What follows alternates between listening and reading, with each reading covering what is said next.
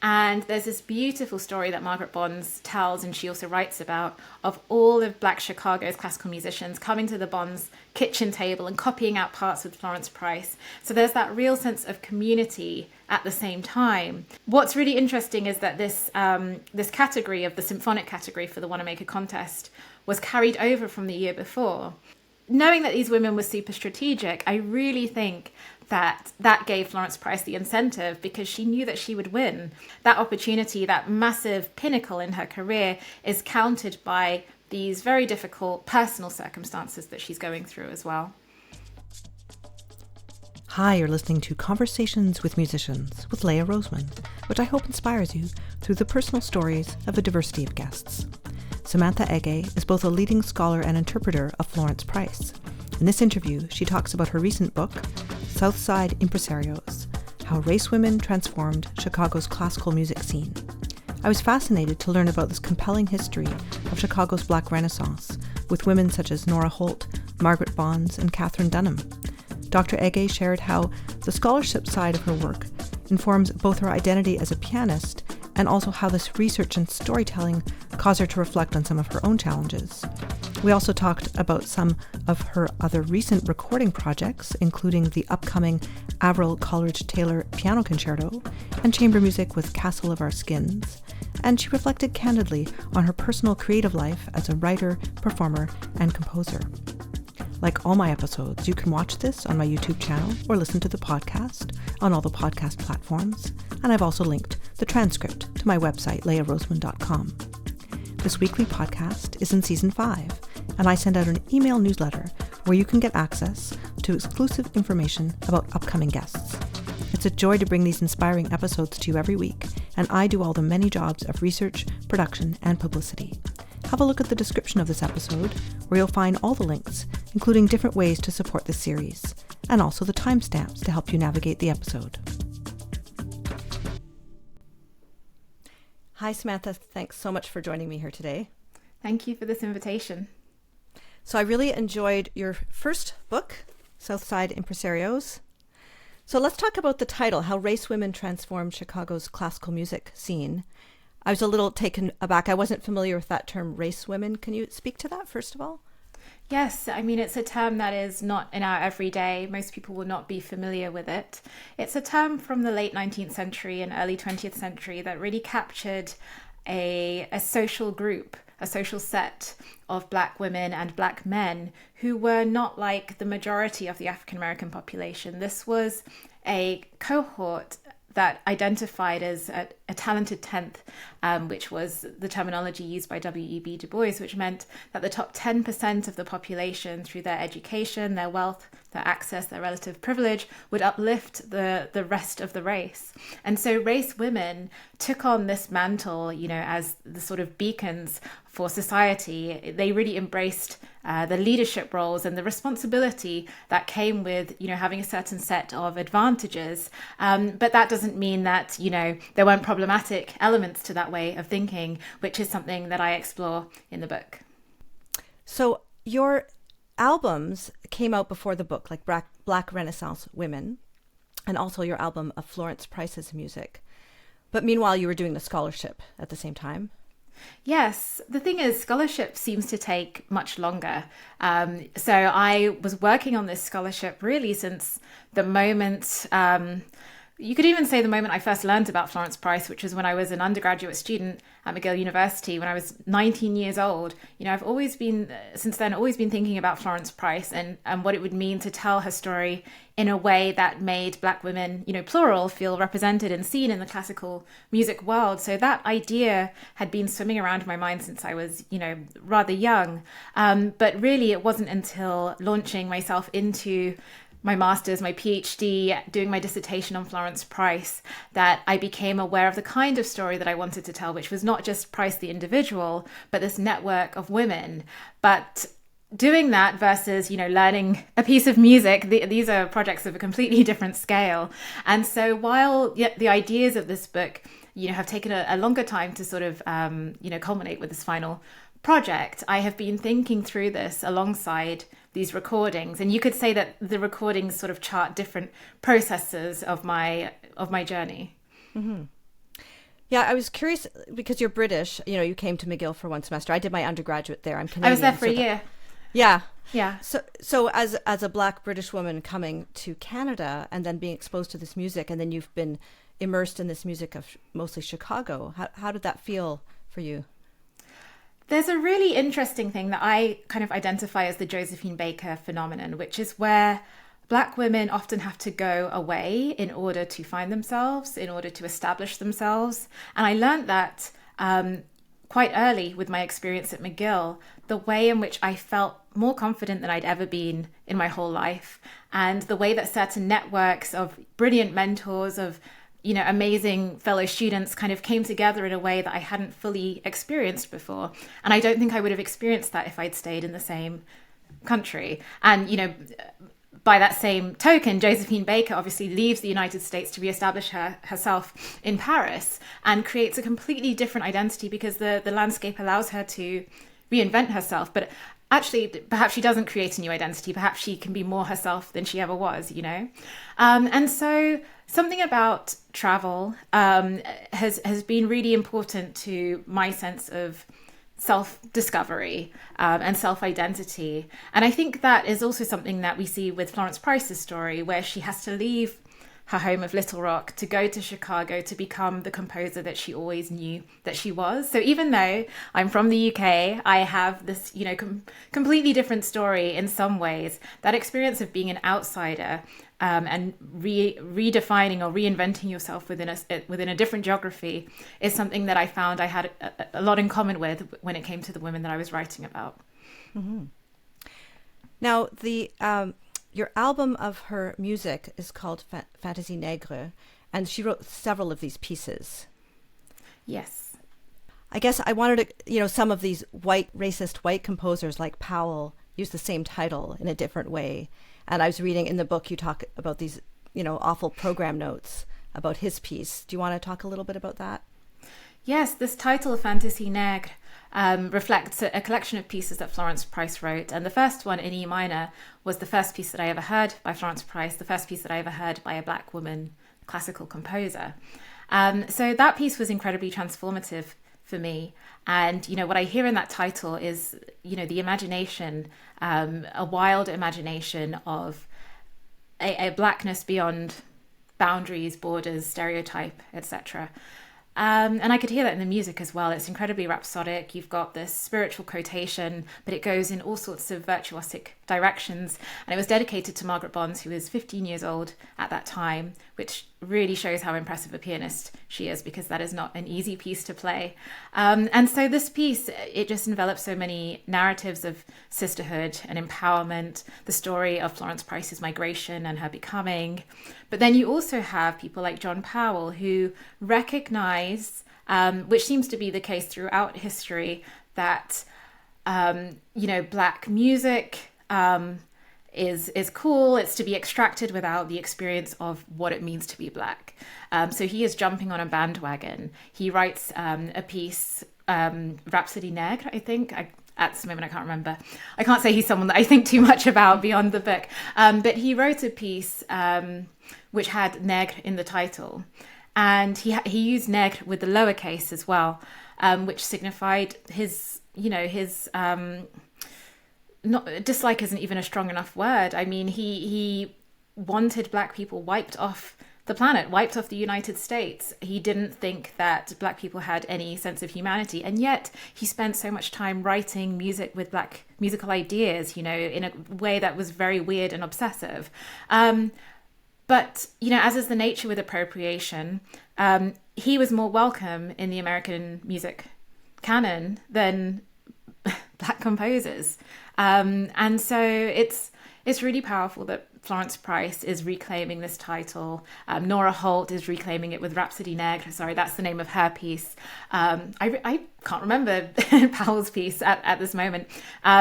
But it's very interesting that women are, counter-claiming this title. Well, actually not even counter-claiming, because it's their word, it's their identity, it's their experience.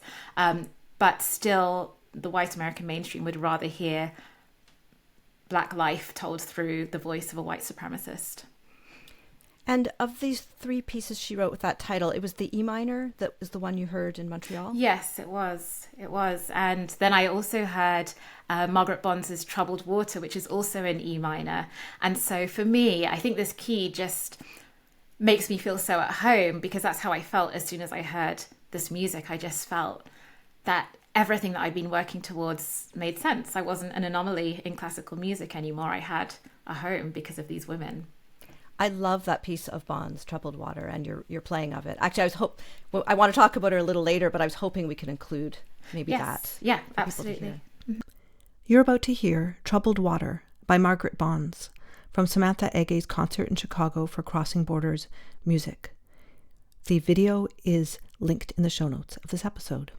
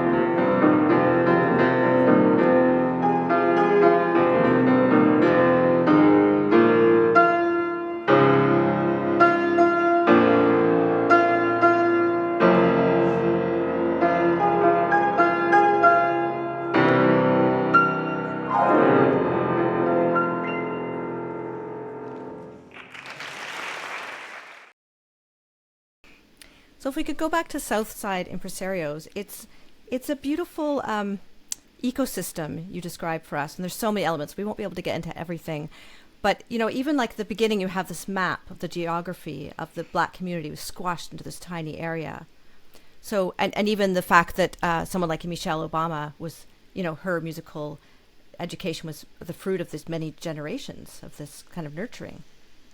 Yes, thank you for pointing out the maps, because I really wanted to bring the visual side to this story, because yes, we have the music and we have these individuals, but I really wanted people to just get a sense of what that space looked like, and to get a sense of what segregation in the North looked like, because it's very easy for us to talk about the segregated South, and in a way we're not interrogating the North as much. We're not interrogating why it was that there was a Black Chicago Renaissance. That happened because of the geography, and obviously the brilliance that came out of that geography. But a different geography would have engendered a different kind of cultural movement, or perhaps a less, potent cultural movement. So in an early version of an article that I wrote, I had scans of maps from the 1920s and 30s, and kind of drew with the word processor circles around locations, etc. And so with this book, I definitely wanted to, go all out and commission some really, visually engaging maps, rather than the DIY approach of my earlier writings. But I think as well, I went to Chicago a lot to do this work. I went especially to the Center for Black Music Research, and I also had experiences of playing in Chicago. And so for me, it was just really important to represent that history in a visual way, and just to, draw on these different aspects that are perhaps not readily associated with music history, musicology, but actually that cartographic element, I think is really important. And that's represented by the fact that it's in the center of the book, because geography is really central to this story. Mm-hmm. So you'd mentioned that Florence Price had come up from Little Rock, Arkansas, and I want to talk about her Symphony No. 1, because she'd broken her foot. And there's a quote, "When shall I ever be so fortunate again as to break a foot?" because she had time to work on the symphony. She couldn't work.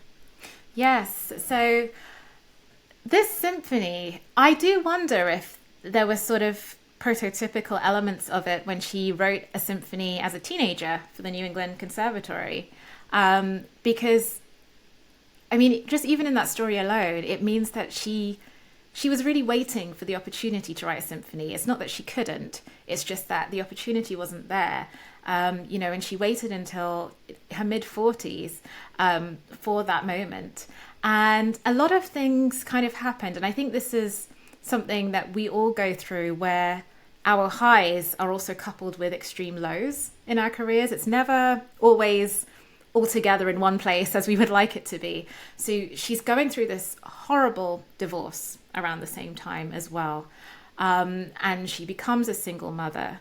And she ends up staying with the Bonds family. So this is Margaret Bonds and Estella Bonds. And then there's this looming deadline for the Wannamaker contest, which is a contest for African-American composers, specifically writing classical music, because there's relatively more opportunity for those in popular music, but not so much in classical music. So there's this deadline. She's in this horrible situation personally, but then professionally, there's this turning point that's coming. And there's this beautiful story that Margaret Bonds tells, and she also writes about, of all of Black Chicago's classical musicians coming to the Bonds kitchen table and copying out parts with Florence Price. So there's that real sense of community at the same time.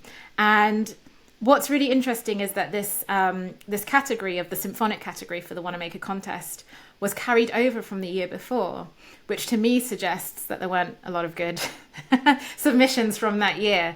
And so, knowing that these women were super strategic, I really think that gave Florence Price the incentive, because she knew that she would win, and it's, as I said, it's all about opportunity. But like I also said, that opportunity, that massive pinnacle in her career, is countered by these very difficult personal circumstances that she's going through as well. Yeah. And you mentioned she was staying with the Bonds family, and Margaret Bonds is such an interesting person, and she was mentored by Florence. And you have a quote of Margaret saying how she didn't like, this trend towards atonal music. And she said, people have to like it. It has to move them. Yes. So Margaret Bonds did sort of wonder if she might have benefited from, studying under Nadia Boulanger, who didn't accept her, didn't take her on. But she did wonder if, if she'd kind of pursued that more sort of atonal postmodernist direction, if she might be more sort of popular. But ultimately, she was so grounded in the tradition of Florence Price, of William Dawson, of Harry T. Burleigh, these very romantic Americanist composers. So I think even if she wanted to fully embrace that sound world, it just wasn't her, because the Bonds family home was a place where all of these luminaries visited. And so she's absorbing, this romantic, this spiritual inspired sound world. And that is her voice, really. Mm-hmm.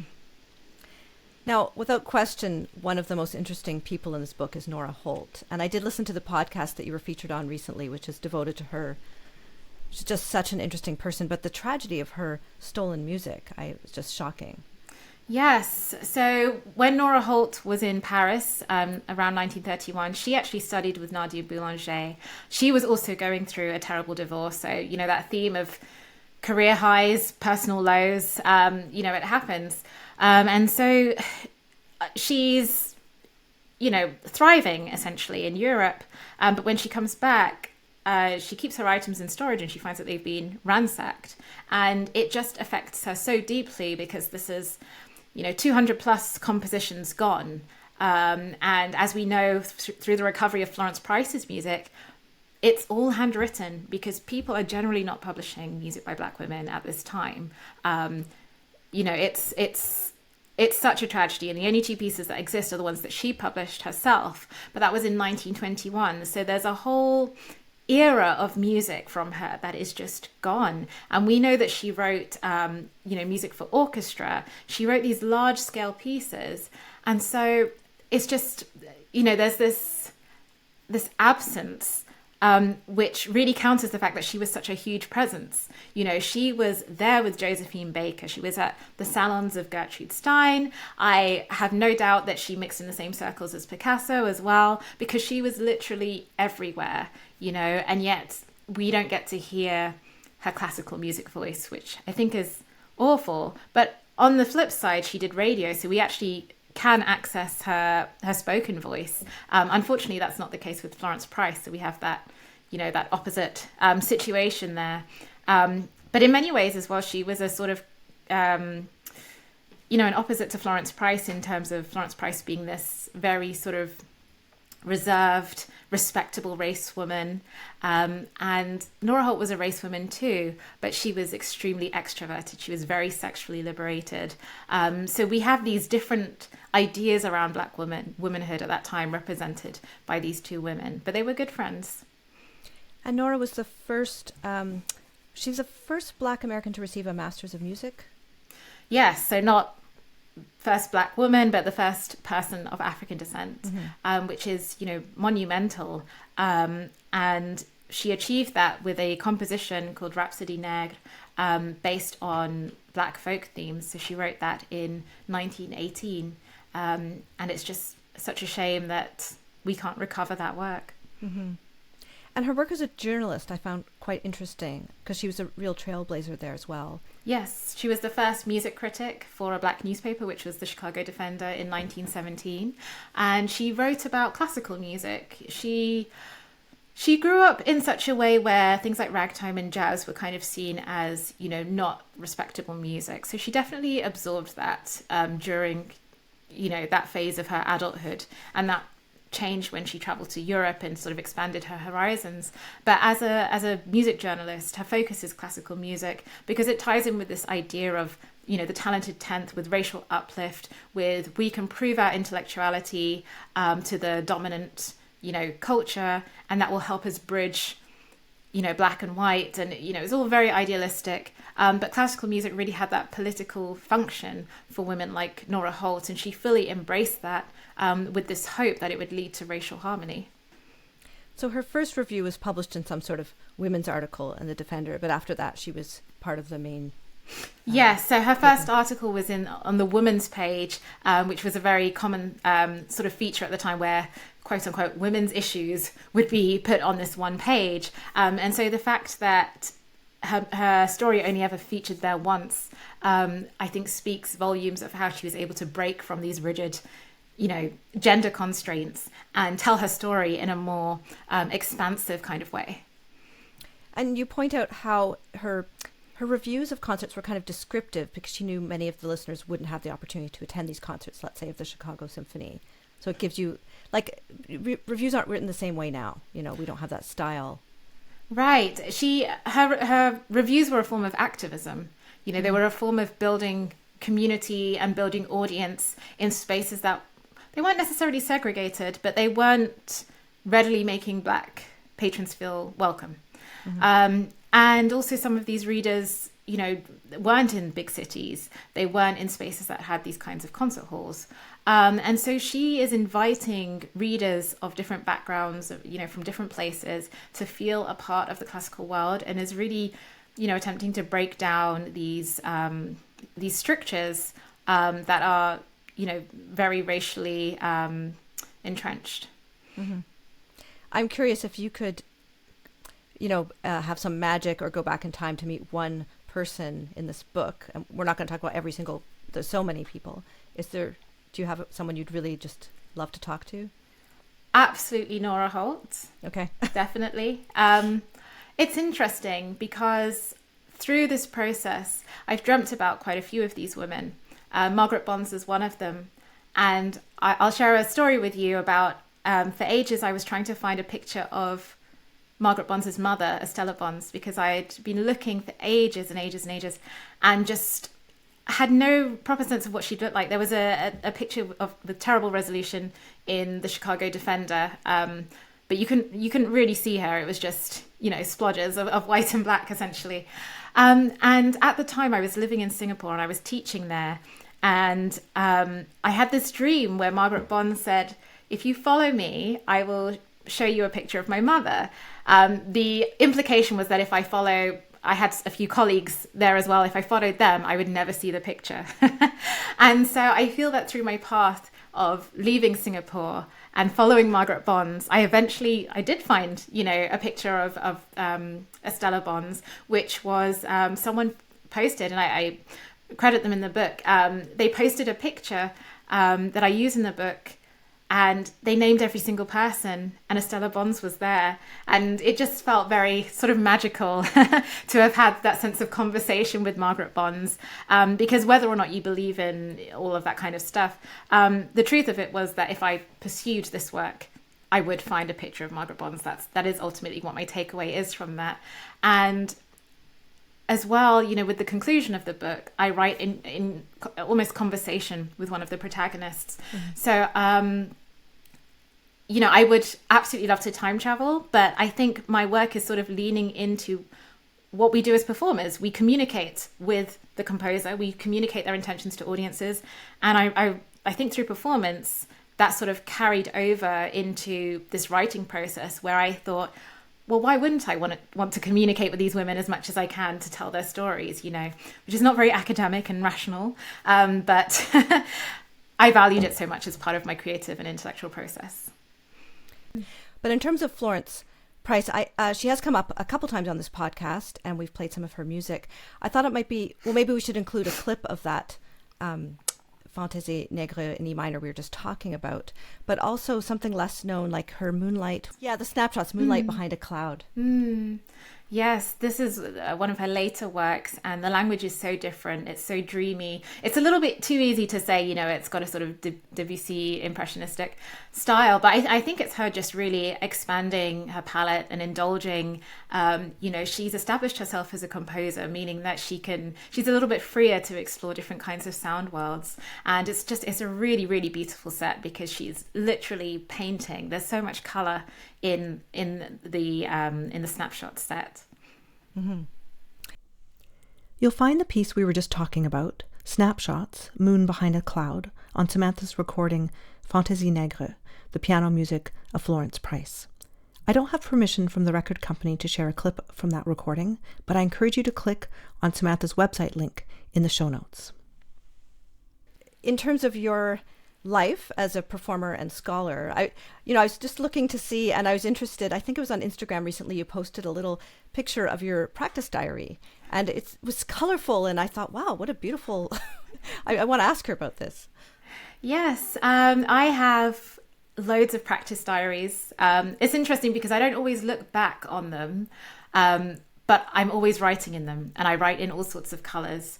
So I've got a purple practice diary at the moment, which is full of pinks and purples and all sorts of illustrations. I write a lot of hearts to myself to remind myself that I love what I do and that I love myself for doing what I do. You know, we can berate ourselves as performers and say, oh, that was terrible, I need to do that again. Or we can say, you know what, that was actually pretty good considering that you haven't slept, or considering that you've been on tour. That's great. It'll be better next time. You know, we can be really kind to ourselves. That's an option that we have. And so, yes, with my practice diaries, I document as much as I can in terms of my process. There are some things that I write where I imagine if my work ever ended up in an archive, people would probably laugh at some of the silly things that I write to myself. But I also write things that people tell me after concerts as well. So I do look back on it, but probably not as regularly as I should. But it's it's an extension, I guess, of what's going on up here in my brain. And I think I would guess there's a lot of colour based on what I put on the paper. And does it help you with memorization as well? I was noticing like the kinds of things you were writing about the form of pieces. Yes, it does. I mean, the challenge is with a lot of my repertoire is that it hasn't necessarily been played before. And when I'm doing solo pieces, there is, in a way, sort of a little less pressure in terms of, I mean, I still want to know the piece inside out, but it all comes down to me versus when you're collaborating with others. And there's a lot more responsibility there. So what I posted on my social media was some my notes for Avril Coleridge-Taylor's piano concerto, which I knew existed about 4 or 5 years ago. I saw it written on the finding aid of the Royal College of Music, and I thought, one day I'd love to play that piece. And it's funny, if I say that, it means it's probably going to happen. It tends to take about, it's like a 4-year germination period from when I say it to when it happens, which is quite exciting to know. So I knew that I wanted to play it, but I had no concept of what it sounded like. And then when I had the handwritten manuscripts, and I say 3 because there was a piano 1 part, piano 2, and then full orchestra, and slight variations among the 3. So even then, I still didn't have a full sense of what it sounded like. And then you're playing through it, and you're going, how does that connect? What's coming next? Does she mean this? Because your mind is also trying to process something that it doesn't know. And so it's going into pockets of familiarity. But Avril Coleridge-Taylor isn't, the other composers that I might associate with a certain style. She has her own style. And so in that process, I have just found it really helpful to map out what is going on, because it's helping me experience the bigger picture, even though I won't play this with orchestra until the day before the recording. Yeah. So this is a really exciting project. You're recording it in early January, and so this will have been recorded by the time this episode is released. Yes. Do you have any anticipation of when the actual CD will come out? October 2025. Okay. And do you want to speak to who she was? So Avril Coleridge-Taylor was a British composer, and her father might be a more familiar name to listeners. Her father was Samuel Coleridge-Taylor, who was a British composer of both African and English heritage. He was such a big name in his time. He was recognized by the top orchestras, the top musicians, composers, etc. on my side of the pond and yours. He was such a big deal, but he essentially died in poverty. And the system of royalties and recognition, and that institutional infrastructure that upholds a composer's name just wasn't there for him, and so he kind of fell into obscurity. And there's no doubt that him being a man of African descent compounded that, Our societies find it much easier to forget Black historical figures. His daughter, though, was very influenced by him. His daughter loved composition, and I think she loved her father's music, but she also wanted to establish her own sense of self, beyond the Coleridge-Taylor name, to the extent that she actually sometimes composed under the name Peter Riley. But she wrote a lot of large-scale compositions like this piano concerto, other works for orchestra. She wrote a lot of songs. She wrote a lot of solo piano music. And what's really interesting about this piano concerto is that she performed it in South Africa at the height of apartheid. Because of her racial ambiguity, in the UK, we have a different language around race, so there wasn't the one-drop rule. So she didn't identify as Black because she was a mixed-race woman, and she looked like, most sort of English women at the time. So she went to South Africa not really being fully aware of the implications of their racial regime in a way that perhaps an African-American woman would have been more aware because of the affinity of apartheid and Jim Crow. But it's just fascinating to think that she goes there, and this third movement of the piano concerto is dedicated to her father. And so you have this all-white pro-apartheid orchestra that she is conducting, and through that, the music of Samuel Coleridge-Taylor and his legacy is being uplifted in this really odd and, toxic and dangerous almost context. But her father's name, was a big name, and so she gets found out in a way and is made to go back to the UK. But it's such an interesting story about the complications of race, the conditionality of Britishness, where you are reminded that you're not British if you don't look a certain way or you don't have a certain heritage. And it's just been really eye-opening for me to examine, I guess, a part of my own history, because I do so much on African American and American history at large, but to look, I guess, closer to home and to think about those dynamics and to think about what the dynamic of the landscape of Black British classical music looks like today is. It's been, I guess, a more personal journey, but an important one. Hi, just a quick break from the episode. You may also be interested in the following episodes, which I've linked directly in the show notes for you, with Jerry Bryant, Daniel Bartholomew Poyser, Van Black, Rebecca Omordia, Omo Bello, DeWitt Fleming Jr., and Destiny Muhammad, among so many. It is a privilege to bring these meaningful conversations to you, but this project costs me quite a bit of money and lots of time. Please support this series through either my merchandise store or on my Ko-fi page. You'll find the links in the show notes. For the merch, it features a unique design by artist Steffi Kelly, and you can browse clothes, notebooks, mugs, everything printed on demand. On my Ko-fi page, you can buy me one coffee or every month. Please sign up for my newsletter, where you'll get access to exclusive information about upcoming guests. And if you're finding this interesting, please text this episode to a friend. Now, I know you're super busy, but I'm wondering, do you compose at all? I do. So I do compose. I don't fully have enough time to dedicate to that, and so I envision it'll be something that I come back to later down the line. But I think what I do is I end up playing the pieces that I wish I could compose to make up for it in the meantime. But I've always loved creating music. I've composed for as long as I've played. I started playing the piano at the age of 3. I used to improvise alongside the radio, alongside the TV, and then actually write my own music, classical music as well as pop songs. But it's just something I haven't had as much time to do. Wow, that's interesting. And then, back to when you said you heard Florence Price's music for the first time, you hadn't heard music by a Black woman in the classical realm. So maybe you didn't, growing up, think of yourself as being able to take on that role?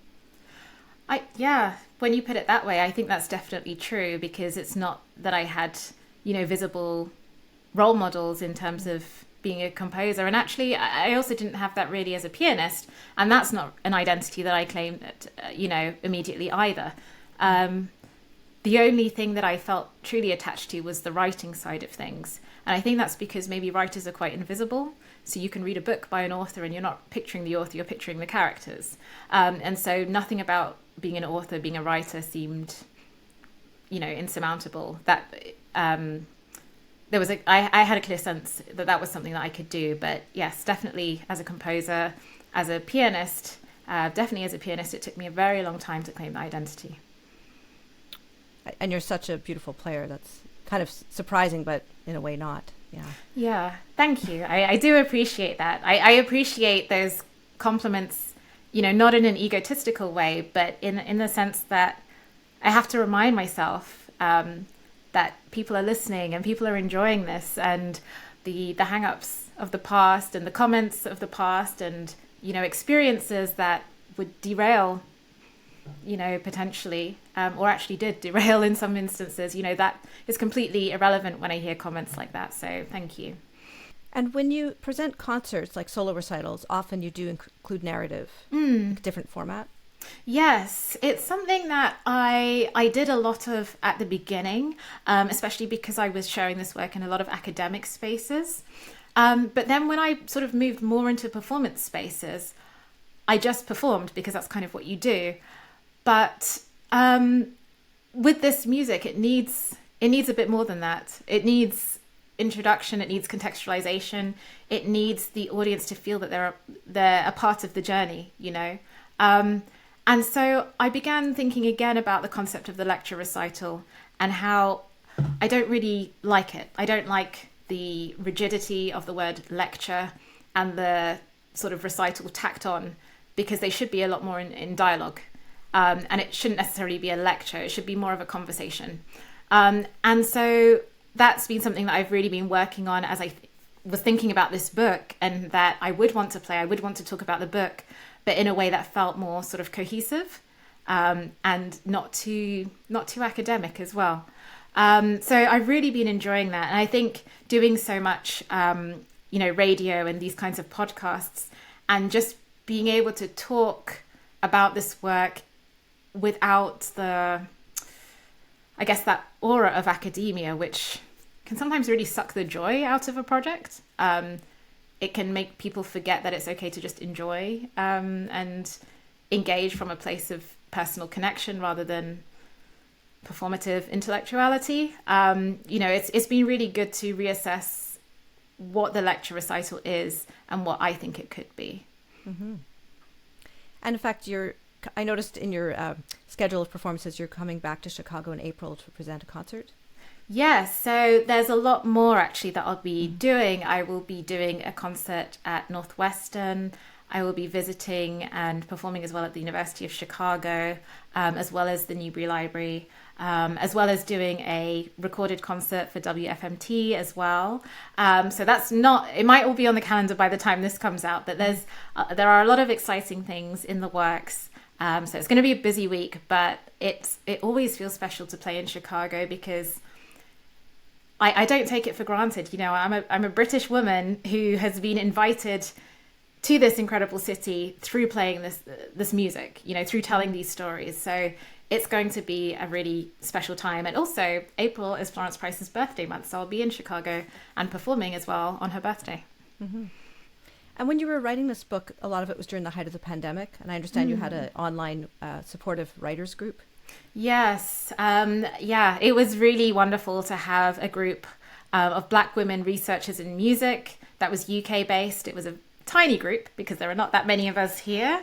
But it was just really wonderful to know that there are different generations of Black women in classical music in the UK, and to feel that I'm not alone.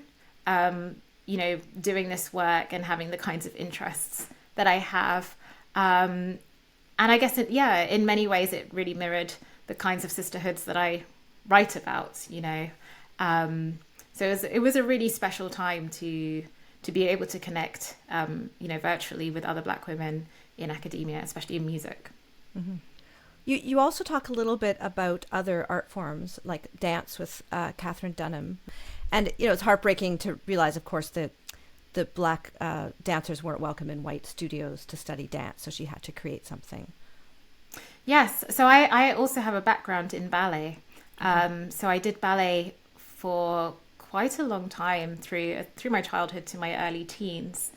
And so to sort of come back to ballet through this was really, really quite enjoyable, actually, because it made me think about the worlds that Black women create in so many different spheres. And it also just allows me to pause and to think about and to better understand why I felt like this could never be for me. The Fantasie Nègre piece that I first heard back when I was studying at McGill was a piece that Katherine Dunham took on as a ballet. So all of these aspects of my world seem to come together in this piece. And then to find a photograph of these women performing Fantasie Nègre, brings the sound world to life in a visual way. We can see that how these women are dressed, in a time of blackface minstrelsy where white men are donning black faces to impersonate not just black men but black women.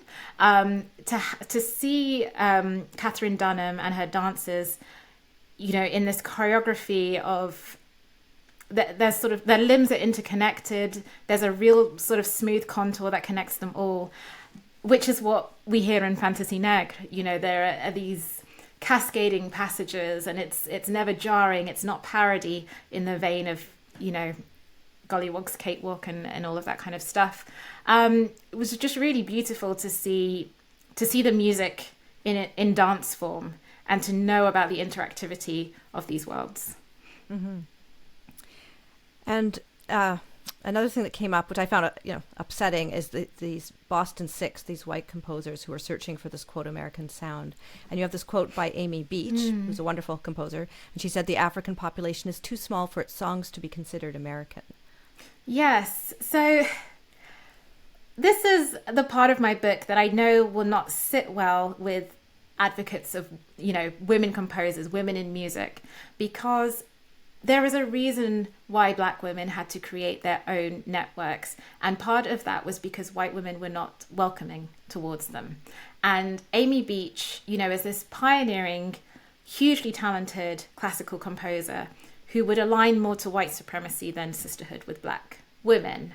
And so, I've seen people kind of apologize. She didn't quite mean that. Well, she said what she meant. In the context of other composers who said something very, very similar. That's the ideology that she aligned with. And so while, there obviously was some interracial cooperation between Black women and white women and Black women and white men, but there was a lot of hostility from white women towards Black women, which is why there was never sort of that full sort of cohesive women's intersectional, is what we would call it today, that intersectional women's movement. So it is disappointing, but it's also truly a reflection of what the dynamics generally were at that time. Mm-hmm. This is an excerpt from a live performance by Samantha Ege of the Fantasie Nègre No. 1 in E minor by Florence Price from a concert in Chicago for Crossing Borders Music. The link to the complete video is in the show notes of this episode.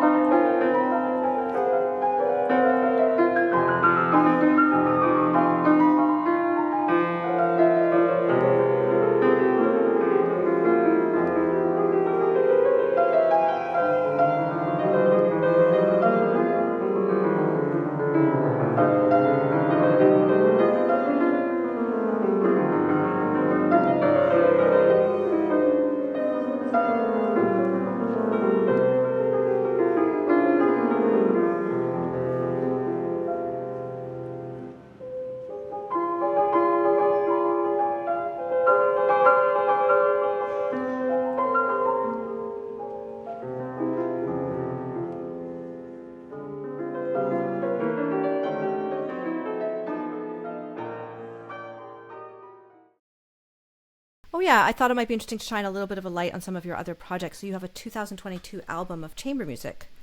Yes, that was with Castle of Our Skins. We recorded, actually, the way that project started was I was a junior research fellow at the University of Oxford. And through the humanities program, I had the opportunity to bring over this Boston-based group called Castle of Our Skins that specialize in uplifting Black artistry, music, dance, visual arts. They're very multifaceted.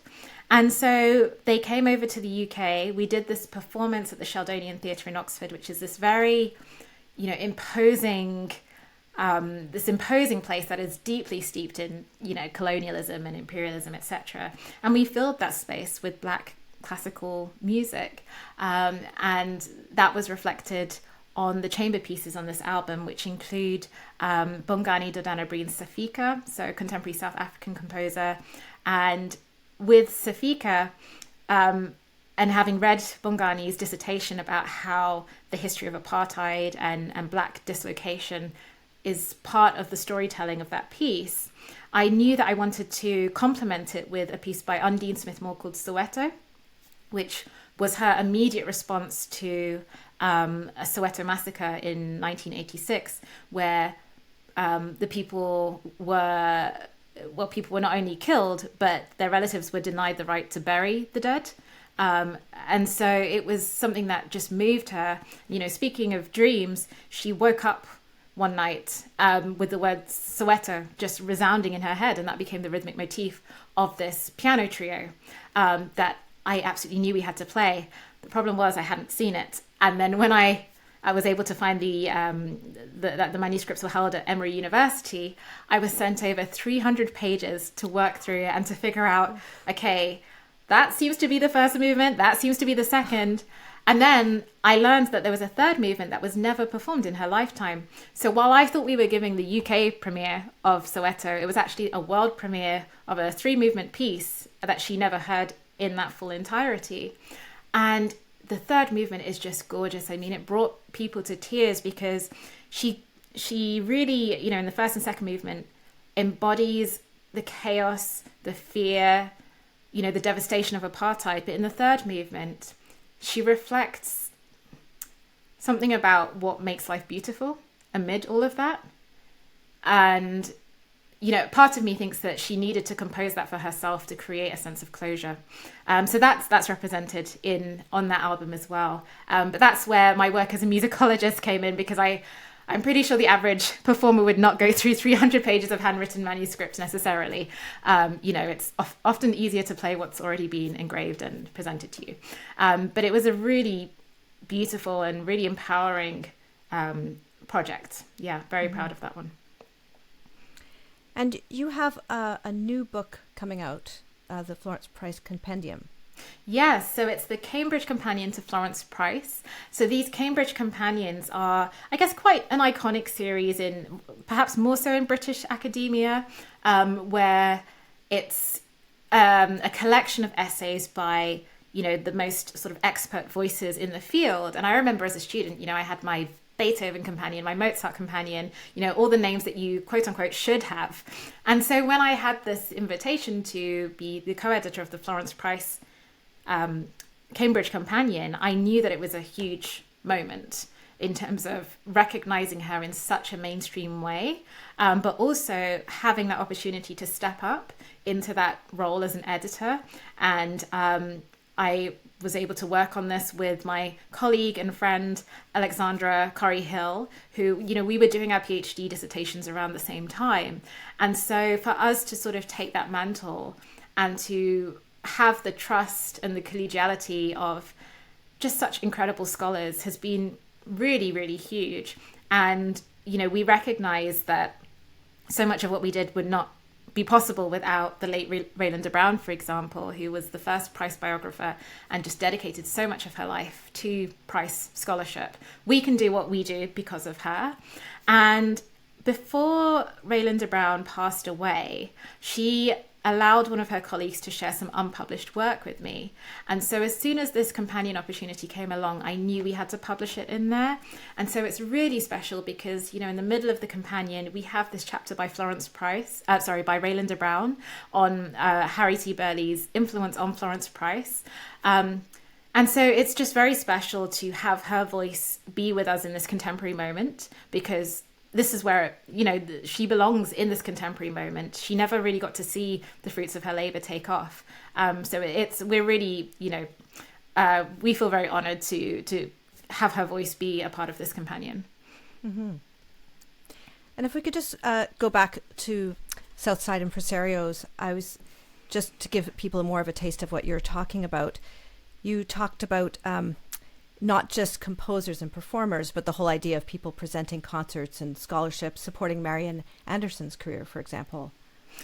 Yes, so the book is really a focus on the behind the scenes work, which, as performers, we know that people don't see that behind the scenes work. They see the most glamorous side of it when we step out on stage, all smiles, but not the hours of, whether it's practice or the hours of networking, of emailing, of doing all of these things that are part of the artistry, but don't always feel like part of the artistry. And so, going back around 100 years, this is the story of Black women as impresarios, as, Black women working behind the scenes to make visible the names that we now know today, like Florence Price and Margaret Bonds. But this is also the story of those that kind of slipped between the cracks, those that we don't know. If we can fathom that in 1912, Helen Hagen was a Black woman at Yale writing a piano concerto, which was performed by the Yale Student Orchestra, performed by the New Haven Symphony Orchestra, then we should be able to think, who else is missing? Who was writing piano concertos before her? That should be the question, not, oh, we have our Black woman composer, tick or check, as you say in North America. So it's an important way of thinking about the names that we don't know, which is obviously, as historians, we tend to deal with facts. And so if we don't know a story, we don't know. But there must be a way to think about that. There must be a way to talk about that. And that's what I explore in the book. I talk about the concept of the unfinished symphonist. The symphonists that we don't know, those that had Florence Price's potential, but not her opportunity, not her platform. So I hope that this book can lead to other kinds of inquiries, other kinds of stories, that it's not, just a celebration of the well-known names, but also a celebration of those that we might never know, but who deserve to be recognized. Mm-hmm. Well, to wrap this up, it might be interesting for listeners, if you're willing to reflect a little bit on your personal life as a musician, because you have to balance, we talked a little bit about the scholarship takes longer than the performing, but how do you manage things? Generally, there tends to be a dialogue between the research and the repertoire. If there isn't, I get stretched too thin and sort of lose my direction as well. What is it that I'm trying to do here? And that's where the storytelling becomes a really important part of this, because it's a question of, what do I want to communicate? Also, what do I need to communicate? Because I have this sense that, I have to play the Julia Perry Piano Concerto. I have to play all of the Fantasie Nègre compositions. I don't know what it is within me that says I have to do this, but there is this drive. So that's what I have to listen to. I listen to my dreams as well, which composers are kind of swooping in and, getting me thinking in a certain way, and spurring that creativity. But there are also times where a pianist friend of mine called Daniel Grimwood identified it as, I chase the butterflies. So I will see something and go, oh, that looks cool, and pursue that, which is how recordings like the Doreen Carwithen Piano Concerto, which will be out in March 2025, that came about because I just simply wanted to Google and find a concerto for piano and string orchestra by a woman, and that came up, and I heard that piece, and I just kind of stopped everything that I was doing, and it just gripped me, and I can't ever explain why, but it gripped me, and I knew I have to learn this piece. I need to perform it. I need to record it. And now I have, and I'm incredibly proud of it. And it took about 4 years as well from saying that to the recording. So I think for me, it's, what really, really inspires me, that's the question. And that's the question that shapes my research. And I think more than ever in my scholarship, I'm trying to bridge my identity more as a musicologist and a performer. There is still this sense in the academic world that you're not supposed to be both, or if you're both, you're not very good at one or the other. I don't know where that's come from, but it's something that I try to, resist and not internalize, because that's not my experience. If I'm not writing and I just play the piano, I feel something's missing. Or if I'm just playing the piano, I miss writing. So I have to do both. But I think that, now I need to reflect both and reflect the conversation that I've always felt internally, but haven't necessarily always showed outwardly. And part of that as well was me not claiming the word pianist, saying, oh, I'm not really a pianist, because of what a pianist is supposed to do or supposed to look like. But there is this strong dialogue, and I need both of them. And so I'd love to just continue to reflect why it is, that I need both of them in a more public facing way, which I think would definitely inspire new generations who are perhaps hearing similar ideas of, you go to conservatoire to become a pianist, or you do this other route to become a musicologist. I think that there's a sense of responsibility perhaps to show that there can be a different way of doing things. And that's definitely something that I would embrace. Wonderful. Thanks so much for your time today. Really appreciated this conversation. I hope you enjoyed this episode. Please share this with your friends and check out episodes you may have missed at leahroseman.com. If you could buy me a coffee to support this series, that would be wonderful. I'm an independent podcaster, and I really do need the help of my listeners. All the links are in the show notes. The podcast theme music was written by Nick Cold. Have a wonderful week.